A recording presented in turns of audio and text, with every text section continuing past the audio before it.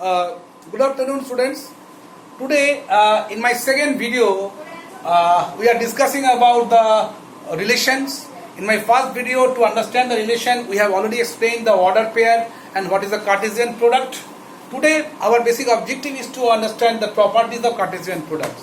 But before understanding the properties of Cartesian product, basically today, students are asking me, sir, can we express the Cartesian product in terms of a Set-Buehler form? Yes, it can be also expressed in terms of Set-Buehler form as well as in roster form also. So in roster form already I expressed it. In Set-Buehler form also we can explain. Say A cross B. In this way we can write A comma B order pair such that, write a big slash like this, and A belongs to set A and B belongs to set B. In this way, I can complete the set second bracket, and in this way we can write this. And similarly, if I want to write B cross A, we can write in this way B A order pair such that B belongs to set B, A belongs to set A. And in this way, you can express A cross B or B cross A in terms of Set-Buehler form.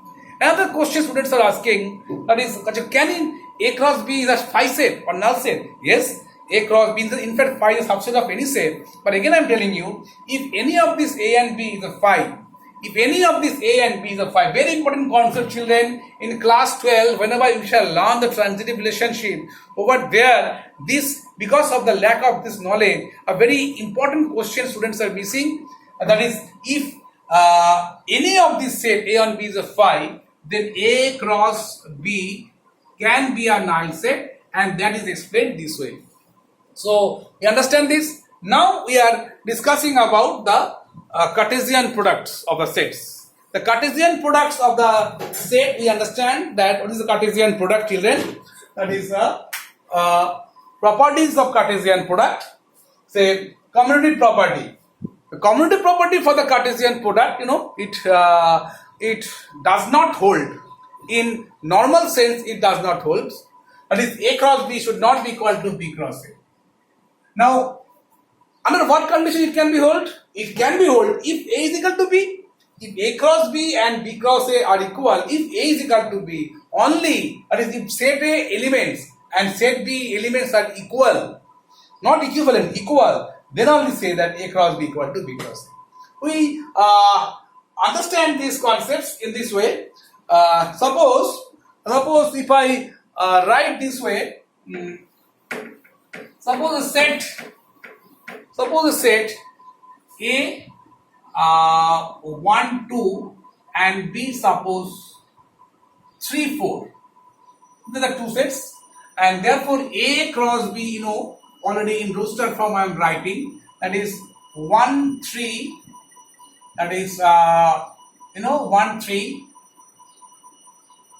1, 3, 1, 4, then 2, 3. You can write this way also, 1, 3 and 2, 4, and then you can understand 1, 2 and 3, 4. So 1, 3, 1, 4, and then 2, 3, and then 2, 4. So in this way, we understand the A cross B. Now, what is B cross A? B cross A nothing but same opposite one, that is 3, 1, then that 3, 2, 3, 1, then 4, 1, then 3, 2 and 4, 2. And obviously you are seeing over from here that as A and B are not equal, therefore A cross B is not equal to B cross A. So A and B are two sets, the non-equal set, then A cross B and B cross A are not equals. Next, see over here that associative property. Associative property, you also similarly, if you want to think for the three sets, for that is A cross B, this A cross B cross C, A cross B bracket cross C should not be equal, should be equal to A cross, B cross C, A cross B cross C. Okay, A cross B cross C. So how we understand this? Again, we can also understand this using numerical examples. For example, we can think about, suppose a single element for simplicity, suppose A3, and say B is another element, say B1, 2, and C is another element, say 1. So A cross B, if I want to make Cartesian product A cross B, it should be 3, 1 and 3, 2, and therefore A cross B cross C, this will be a order triplet, that is 3, 1, 1, and then 3, 2, 1, and in this way you can think about the set. Now what about B cross C? My B cross C will be 1, 1 and 2, 1. So B cross C bracket. So A cross B cross C. So A cross B cross C. This is supposed to be A cross B cross C should be 3, 1, 1 and then 3, 2, 1. So this is, we understand that here this A cross B cross C and these are they are same, and therefore associative property A cross B cross C is equal to A cross B cross C. So these are the Cartesian product where the Cartesian product associative property holds. So once we understand this simple associative property, the next is the the distributive property. See the distributive property over here I have explained. The distributive property explained what? That A cross B union C, this should be equal to A cross B union A cross C. The way you have learned the set, in the same way numerically also you can understand this. Similarly, for A cross B union C, this is a union set. A cross B union, same thing you can think about these sets. A cross B union C is equal to A cross B intersection of A cross C. You can also take in the previous examples, the way I have shown you, you also can explain it, you also can understand this also and to verify these results, and also A cross B minus C, A cross B minus A cross C. So this is one. Another one is say this is very important, that is A cross B intersection. If you want to understand this result through sets, let us explain this also, no problem, we will explain it. Suppose A is one set, say 1, 2, B is another set, say 2, 3, 2, 3, so 1, 2, 3 better to write, this is 2, 3, 4, and C is another set, suppose 4, 5. So if I want to know about the A cross B union C, first we have to understand what is my B union C. So my B union C set should be what? That is 2, 3, 4, 2, 3, 4, 5. So therefore it will be very big. However, A cross B union C, in this way we can write that A cross B union C, A cross B, here we can write A cross with this 1, 2, 3. So all the possibility of order pair, that is 1, 2, 1, 3, then 1, 4, then 1, 5, then 2, 2, then 2, 3, then 2, 4, then 2, 5, then that 3, 2, then 3, 3, then 3, 4, then 3, 5, and in this way we can frame A cross B union C.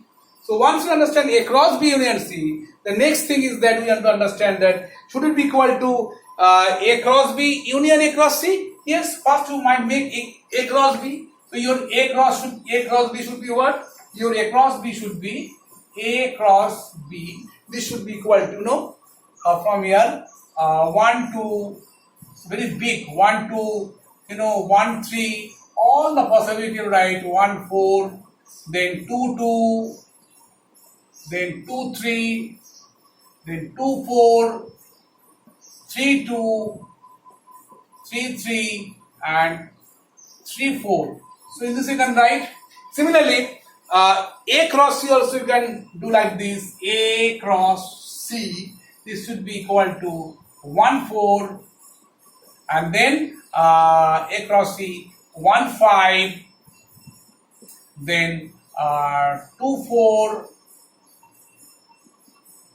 2 5, 3 4, and 3 5. And if I now take this union A cross B union A cross C, then the same result you can get over here.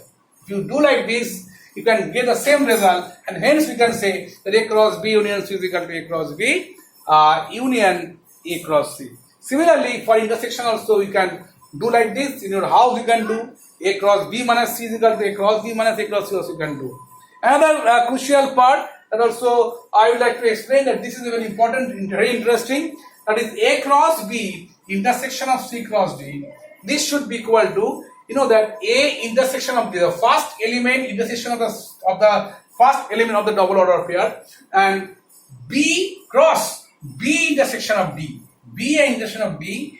In this way we can understand this relationship or the property, and they are also equal, and following the same also you can understand, and I can give you the homework. You can do like this, that A is the numericals 1 2 in this way. Think about this. First find out A cross B, then first find out C cross D, and take their common elements, and then again A intersection of C you find out, B intersection of D, and they are the sets, and then you find their Cartesian product, and they are supposed to be same.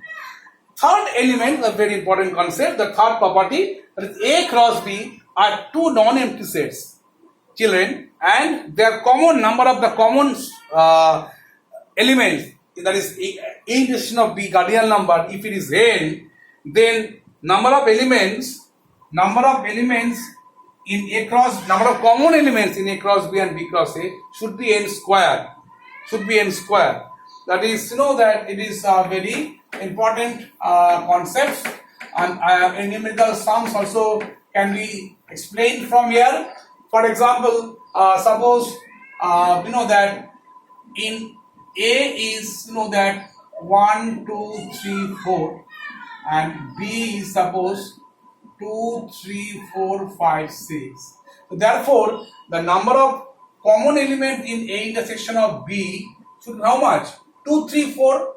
So 2 3 4, these are the common elements. So I can say this is 3, and therefore the number of in A cross B, if it is asked this question, you can simply write the number of elements in A cross B intersection of B cross A, and that should be the 3 square, that is 9. So these are the few numerical sums can be asked also, and you can solve this way. And also the verification definitely can be asked. You can also verify at home also. And in this way today we have understood the properties of the Cartesian product. If you like this video, please subscribe my video in my channel. My name is Shumit Roy, and my phone number is 8697622235.